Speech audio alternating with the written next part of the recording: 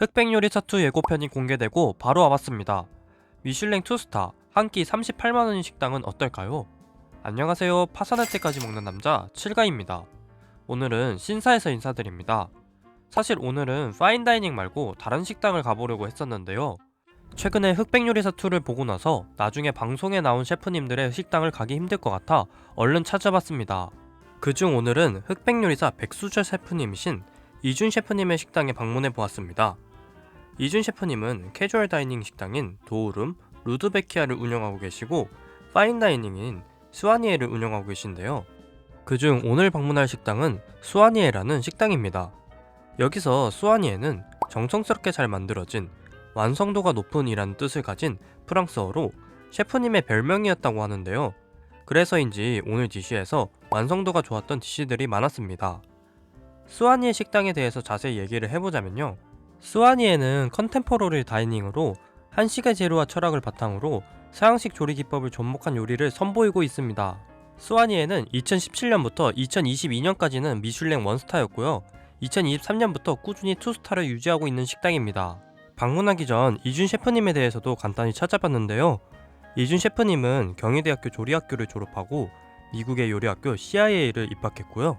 CIA에 있는 동안 미국의 펄스에서 실력을 갈고 닦으신 후 서울로 돌아오셨다고 합니다.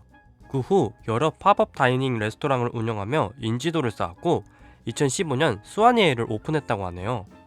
스와니에의 위치 접근성은 아주 좋은데요.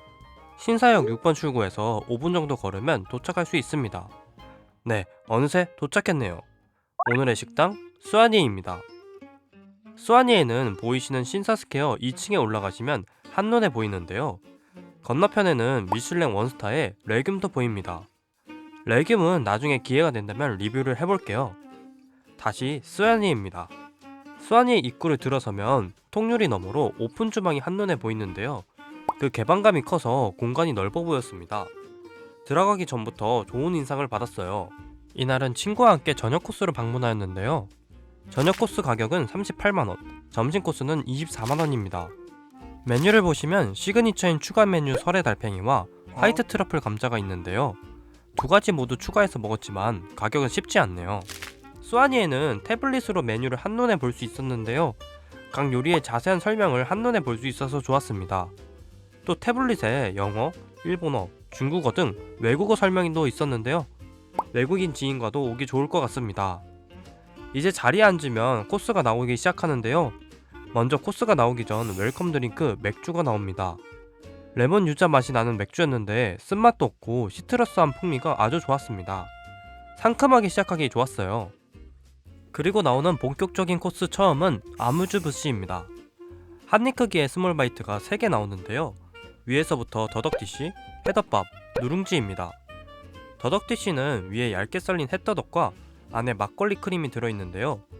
한입 베어무는 순간 햇더덕의 향이 먼저 올라오고 이어서 올라오는 고소한 치즈 풍미가 좋았어요. 옆에 나온 회덮밥은 고등어 회로 만들어졌는데요. 이름은 회덮밥이지만 밥은 없었고 고등어인데 비리지가 않아서 아래에 다시마 타르트와 조화가 좋았습니다. 회덮밥은 지난번 이타닉 가든의 잡채랑 모양이 좀 닮았네요. 그리고 옆에 나온 누룽지 디쉬는 샌드위치를 연상시키는 비주얼이었는데요. 겉에 누룽지 안에는 육회가 들어있고 오렌지 과육이 들어있습니다. 처음 먹기 전에 육회하고 조화가 잘 어울릴까 하는 걱정이 있었는데요. 의외로 조화가 좋았고 겉에 누룽지도 진짜 샌드위치처럼 쫄깃한 식감이 좋았습니다. 뒤이어 나오는 밤스프. 밤스프는 살짝 차가운 온도로 제공되었는데요. 섞어서 먹었을 때 밤에서 올라오는 고소한 맛이 좋았습니다. 밑에 깔려있는 은행과도 잘 어울렸어요.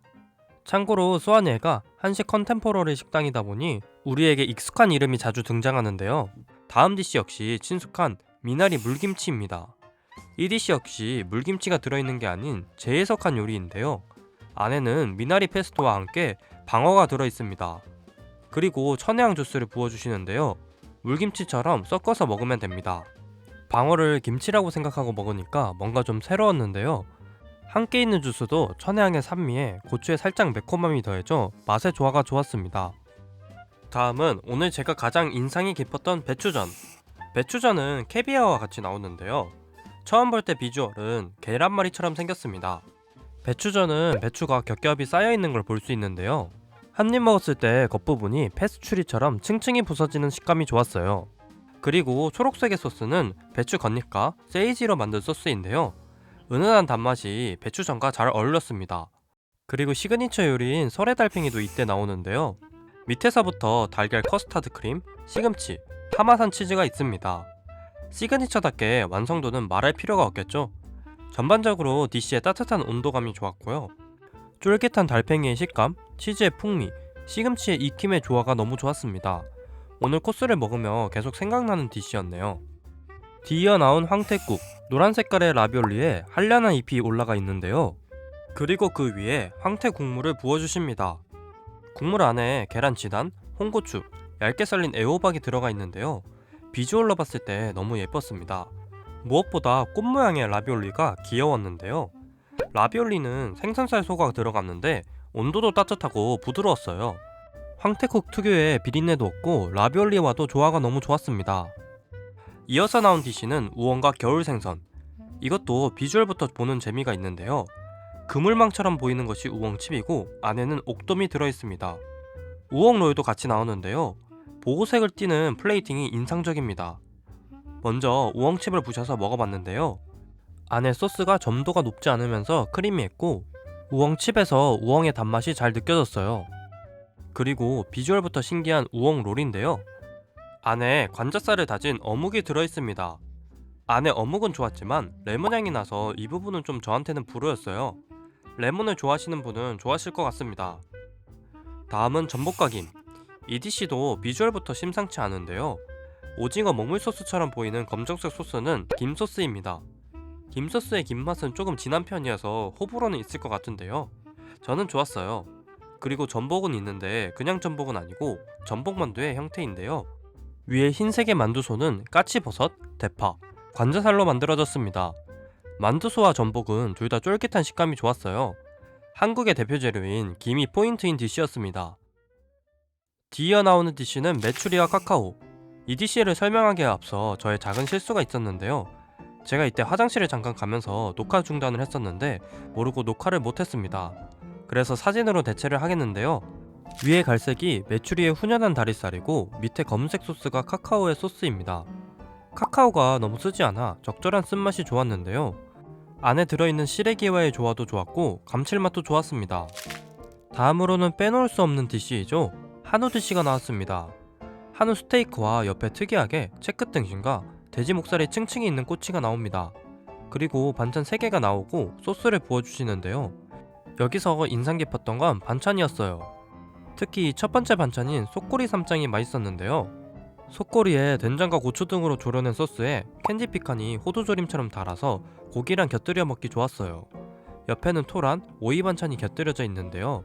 토란은 단독으로 먹었을 때 맛의 자극이 조금은 부족해서 아쉬웠어요. 그래도 고기가 육향이 잘 느껴지고 육즙도 풍부해서 맛있게 먹었습니다. 이제부터는 디저트. 디저트 처음은 무화과입니다. 위에서부터 무화과 잎트일, 아이스크림, 밑에는 무화과 콩보트와 무화과 오일이 있는데요. 이번 디저트에서는 살짝 아쉬웠던 게 아이스크림은 달고 맛있었지만 밑에 소스에서 살짝 무화과의 쓴맛이 났는데요. 디저트에서 쓴맛이 나는 건 개인적으로 싫어해서 아쉬웠습니다. 다음은 대추와 커피. 대추 에스푸마가 있고 카카오 커피 티일이 감싸져 있는 형태로 있습니다.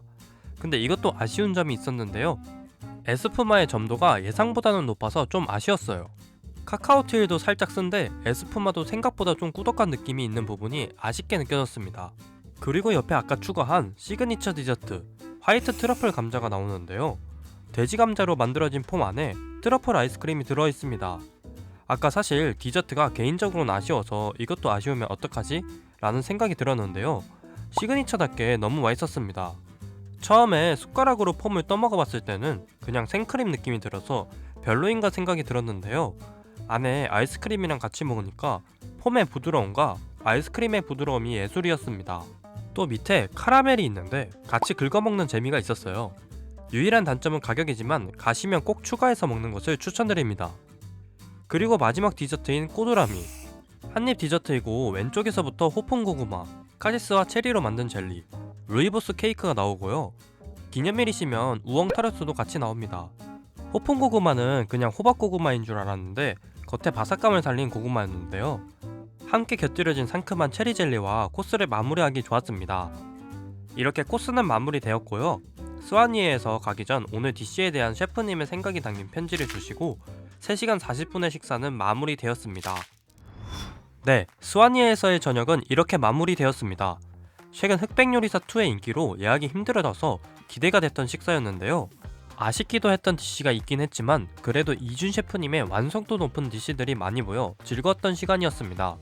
다만 몇 가지 아쉬운 점이 있었는데요. 먼저 저는 친구랑 가서 홀좌석을 배정받았는데 38만원의 가격치고는 테이블 간 간격이 아쉽더라고요. 그래서 아무래도 소음이 좀 있었던 게 아쉬운 부분입니다. 두 번째로 스와니의 시그니처 요리가 추가 요리로 주문해야 하는 점은 아쉬웠는데요. 설의 달팽이의 경우에는 그냥 코스에 넣어도 되지 않나 하는 아쉬움은 있습니다. 마지막으로 이번 시즌 한정으로 디저트는 조금 아쉬웠어요. 무화과 디저트에서 쓴맛이 조금 올라온 게 아쉬움으로 기억되네요. 그럼에도 불구하고 전반적인 디시로 보면 완성도가 높은 디시가 많았는데요. 누룽지 샌드위치, 미나리 물김치, 배추전 등의 셰프님의 참신한 아이디어가 돋보였고 확실히 미슐랭 투스타답게 완성도도 높았습니다. 그리고 시그니처는 말할 필요도 없이 너무 완성도가 좋았죠. 그래서 총체적으로 한 줄 평을 해보자면 아름다움 속 조금의 균열은 있었다 라고 할 수 있겠네요. 이렇게 간단하게 스와니의 총평을 해봤고요. 여러분의 다양한 의견도 댓글로 남겨주시면 감사하겠습니다. 그럼 오늘도 행복한 하루 되시고 다음 새로운 식당에서 뵙겠습니다. 감사합니다.